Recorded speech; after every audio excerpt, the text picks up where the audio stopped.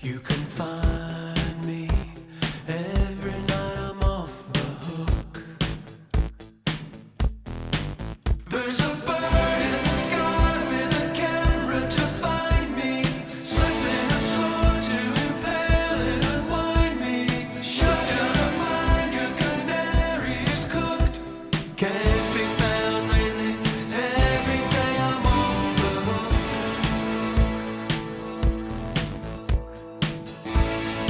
Good morning, Marshals. I'm Chloe. And I'm Izzy, and welcome to the Morning Marshal. This is the final day of Kindness Week. This week is all about showing kindness all around. Being kind to someone can change their whole day. Today's theme for School Spirit is School Spirit Day. Wear your MC gear and show our school spirit through the halls. And now from a word from our former students with the RISE program. When you use the R word when you're clumsy or make a mistake, what you're doing, whether you know it or not, is enabling a hurtful stereotype of people with disabilities, and it's time to stop. I am friendly, inspiring. I am clever. I am active. I am artistic and caring. I am thoughtful and kind. I'm athletic and smart.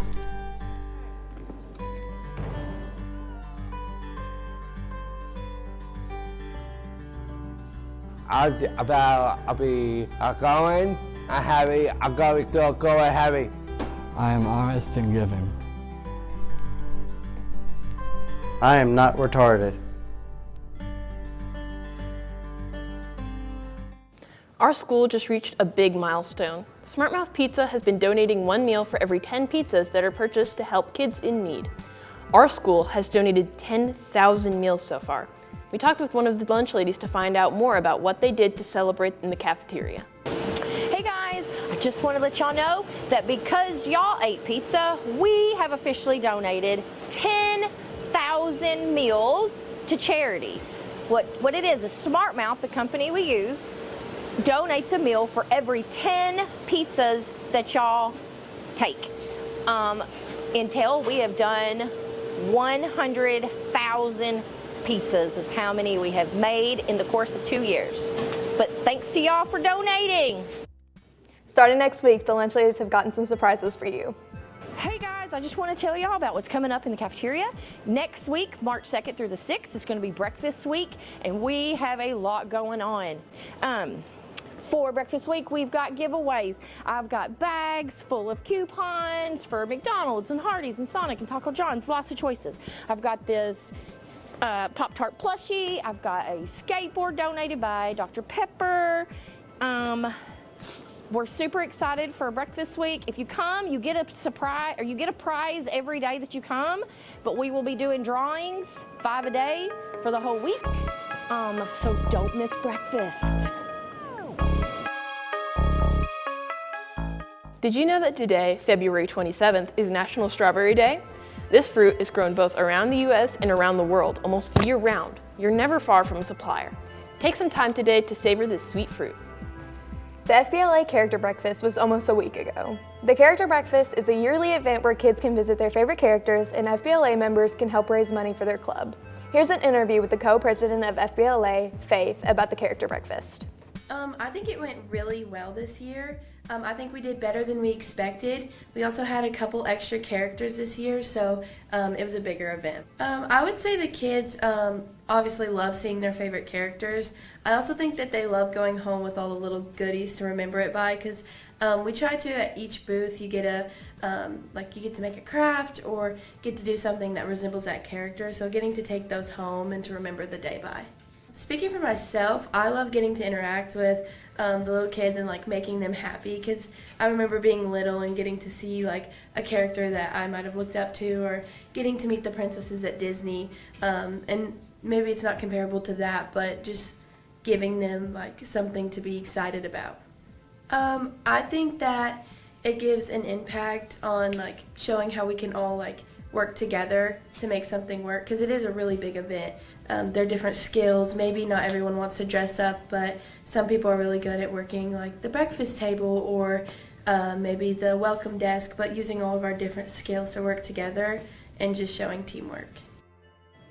FBLA is heading to Murray State University March 2nd to compete in regionals for state. All FBLA members need to follow the regional dress code or you will not be able to compete. Good luck to our FBLA team in regionals. This week we celebrated FFA Week. We all know about FFA Week, but not too many know why it was invented or when. We went out and asked a teacher to tell us a part of the history of this week. FFA actually formally began in 1928. FFA Week was not formally recognized until 1948, but there's a strong tie and association with George Washington. George Washington was our first president of the United States, and he was a farmer. He had a large farm estate in Virginia. That's where the first National FFA Center was actually located, as a portion of that estate was donated and utilized for that. And so we have really strong ties to President's Day and George Washington's birthday. It typically falls on the week of President's Day, but that is set on the calendar. So this week it is actually the week after it. Speaking of clubs, our Skills USA club went to regionals. What does Skills USA do and why should you join? Hi, I'm Izzy Creekmore and I'm a member of Skills USA. Last Friday, as part of Skills USA, we went to WKCTC to compete in a regional leadership skill conference. At least 20 of our Marshal students qualified to go to the state version, and 15 of those were first place in their category. Here's why you should join Skills USA and what benefits it can give you. So Skills USA presents real-world skill development and also presents resume and scholarship boosts, as well as leadership and soft skills and networking with industry. This week is a special edition to Who's Your GOAT. Instead of comparing two professional sports players, we decided to compare some of our own students. This week, we went out and asked students and staff who their GOAT was between Matthew Lange and Neelan Jezik. Alrighty, we're back with a special edition of Who's Your GOAT. This week, it is Neelan Jezik versus Matthew Lange. I would have to go with Matthew Lange. That's a good answer. Alrighty, who's your GOAT? Neelan Jezik or Matthew Lange? Matthew Lange. That's a good answer. Alrighty, who's your GOAT? Neelan Jezik or Matthew Lange? I'm gonna say Neelan. That's a good answer. Alrighty, who's your GOAT? Neelan Jezik or Matthew Lange? I'm gonna say Neelan just because I had him in class. That's a good answer. Earlier this week, grade level counselors met with students. They said students need to prepare for a comprehensive or traditional track. Juniors are now also able to co-op, which brings new opportunities for students to learn more in the workforce. Now, it's up to students to decide what classes they want to take next year. You will need to prepare to have 8 classes for their possible schedule and 6 other classes as alternates. It's important to remember when scheduling that each year, everyone will need to have a math and English credit each year. And don't forget that in order to graduate, you need 28 credits. Have you purchased your yearbook yet? If you haven't, this is the last day for yearbook orders, March 1st. Make sure you purchase one so you will never forget the memories you had this school year. Today is Fun Fact Friday, which will be a segment where we share fun facts that correlate to the day or month. To start this segment, did you know that today is National Retro Day? National Retro Day is a celebration of all technology from the 70s to early 2000s. We've all seen the blue box by the Tech Center, but if you don't know what it is, here's the mission explaining it. So, what is known as the blue box, we actually call it the blessing box. This has a multitude of food items for any student or family that needs to come and get what they need. Sometimes people in the community donate, along with the Marshall Mission itself supplies that food, but we don't get our food just out of money. We do accept a lot of donations from people in the community. Some of our schools like FFA, FBLA, FCCLA, they do stock our pantry a lot, which truly do help the families and the communities in need. There's a lot of working parts and jobs to solve a crime. We interviewed Ms. Nelson about her forensics class for the ones who are interested.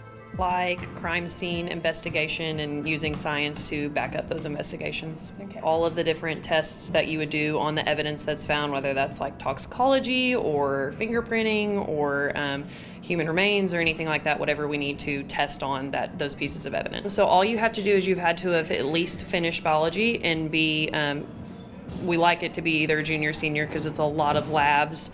But as long as it's something they're interested in, and whether it be like a criminal justice pathway or even more medical, because we do a lot of labs and things that kind of lead into that as well, they can take forensics. Okay. Oh man, there's tons. I mean, there's pretty much any pathway that has to do with toxicology or fingerprinting or serology, or there's forensic nurses, forensic psychologists. There's kind of a forensic side of tons of different science pathways.